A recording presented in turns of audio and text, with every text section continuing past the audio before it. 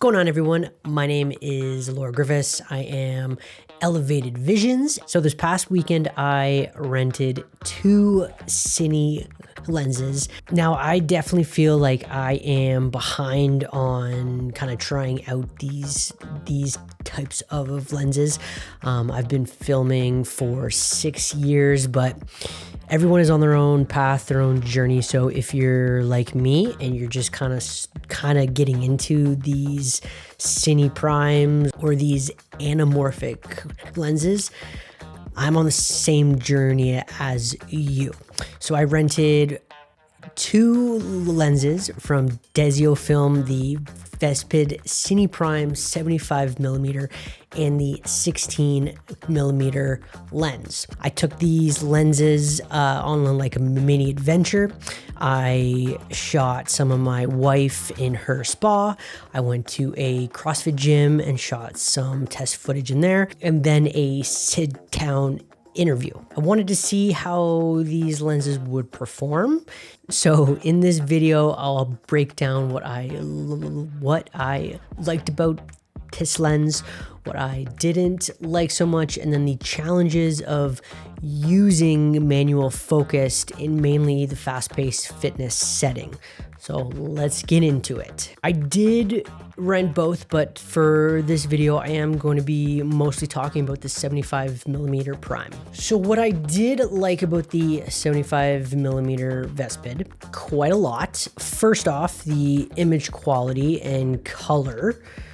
The footage coming out of this lens is beautifully sharp and rich, even with it wide open. Even at the T2.1, colors are rendered in a natural yet vibrant way. Skin tones looked pretty true to life in the interview shots, and overall the contrast had a nice cinematic feel. I think this lens gives a full frame field of view, and it truly feels like it captures like that immersive, high quality cinema look. Even though these lenses are a entry level price range. So another highlight is the bokeh. I mean, this lens has a 16 blade aperture design. The Vespid produces like super smooth, like creamy bokeh in and out of focus in the spa setting. The background, like the lights just like merged into like this dreamy type feel, I think. I mean, it definitely demonstrates the lens shallow depth of field, and this really adds like a high-end aesthetic to the images. You can place your subject in front of busy backgrounds and it still gets that like isolated subject in focus look. So speaking of low light performance was impressive. In the dim spa environment, I really kept it open at the T2.1 and was able to capture like clean, well exposed shots without cranking the ISO too high. The image stayed relatively clean and didn't get like muddy or soft. The lens's ability to gather light gave me like flexibility to shoot with only the ambient candles really in like the room. The colors and details held up nicely, which is a big plus. I mean, if you're planning on shooting in darker settings. I also appreciated the build quality. It's an all metal casing and it feels pretty solid and professional. The focus ring and the aperture ring are geared and very smooth. What I disliked about the lens, so like of course no lens is perfect. There are a few things about the 75mm Vespid lens that I didn't love. First is the handling and like the actual like the weight. This lens is fairly compact for a cine prime, but it's not light. It's about 2.6 pounds. So after a long handheld shoot, especially in that gym. I definitely felt the strain of it. If you're used to like photography primes, this one will feel definitely heavy up front on your camera. I mean, you definitely want steady hands or some support to like avoid that fatigue. Like it's a trade-off, right? Like it's a trade-off for that solid build, robust quality, but then it comes with the extra weight. So another thing to consider is that it is fully manual, so there's no autofocus. Now, that's expected for cine lenses, but it's worth mentioning if you're coming from autofocus in controlled situations like the interview, I didn't mind at all. However, in the dynamic situations, I found myself really missing autofocus or any kind of like assist. The focus ring, while smooth, requires a lot of rotation for the big focus changes.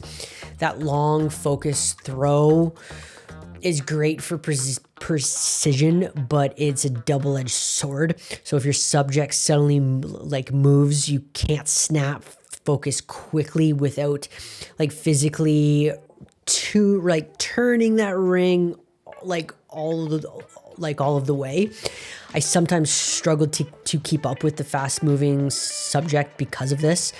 It's not a flaw per se, it's just the nature of these lenses. It means you definitely have to work harder, especially solo, and especially without having the focus. So if I was going to put one of these lenses into my kit, I would definitely get a focus for that. Yeah, and speaking more about the follow focus, it wasn't a huge issue when I had the camera on a tripod, but like the geared rings are fantastic for follow focus devices, but if you're pulling focus by hand, it's rough. Like those are sharp. So your fingers, and you might like introduce like a shake if you're not careful.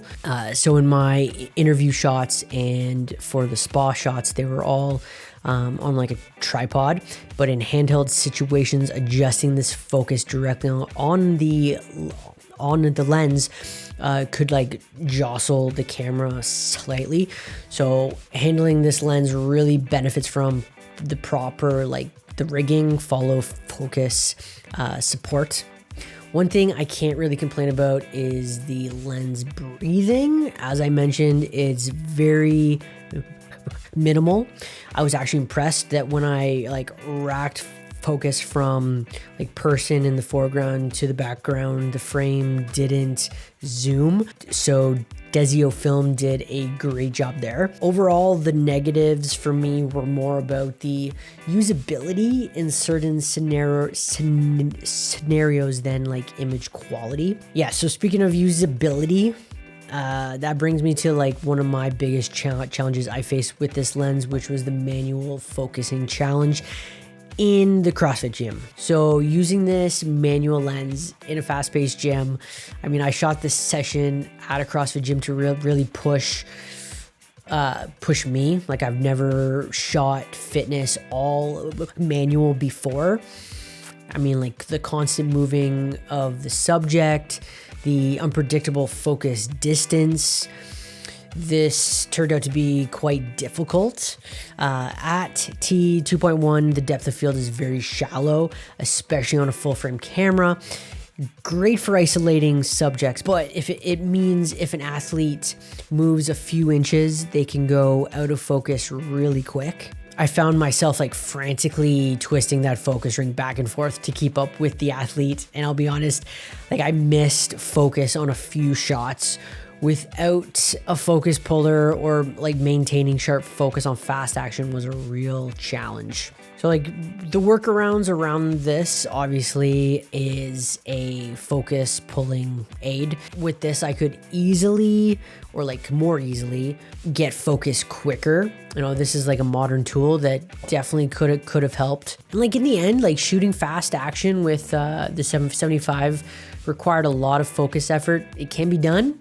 As you get practice with manual focusing, you can improve your like the hit rate, but it's definitely not as run and gun friendly for solo shooters in that chaotic environment. I managed to get some great shots in the gym, but I also had to scrap some footage that was totally out of focus. This experience taught me to always account for focus when planning a shoot with this type of lens.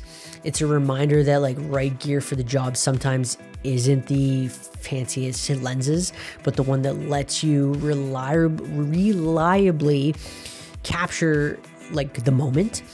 In a controlled or slower pace setting, the Vespid lenses shine. In the CrossFit type workout, it was workable but challenging. So wrapping up, the DzoFIlm Vespid 75mm prime is a fantastic cine prime lens. In terms of the image it produces, I absolutely love the crisp quality. It gave all our test footage a professional and cinematic look. The build is solid. It feels like a piece of high-end kit. Like on the downside, you do have to be prepared for its fully manual, like the nature of it, the hefty weight and the effort it takes to pull focus, especially in the fast moving scenarios. Like for interviews and the slow pace situations, I think this lens is a joy to use and the results are worth it. Pros outweigh the cons if you're after that cinematic look. I would recommend the Vespid 75mm to filmmakers who want like a top-notch image quality on a budget. It's a lens that can elevate your visuals as long as you're willing to work with its quirks. I ended up renting this lens from Viva Camera in Toronto. It was an awesome experience. I did the online order, went the next day, picked it up, brought it back. Super easy. So if you're in the Toronto area, definitely give them a try.